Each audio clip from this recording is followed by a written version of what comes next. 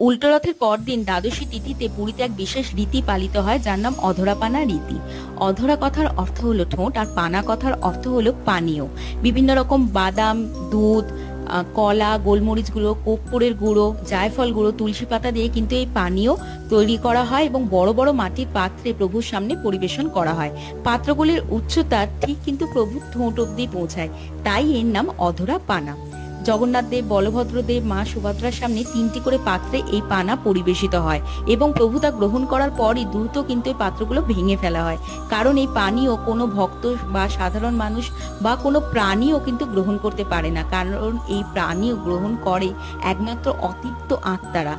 এই দিন এইখানে বলা হয় যে কিছু অতৃপ্ত আত্মাও উপস্থিত থাকে, যারা কোনোভাবেই মুক্তি লাভ করতে পারে না। তারা যদি এই পানা গ্রহণ করে তাদের কিন্তু দ্রুত মুক্তি লাভ ঘটে, এবং তাদের উদ্দেশ্যেই কিন্তু এই অধরা পানা রীতি পুরীতে পালিত হয়।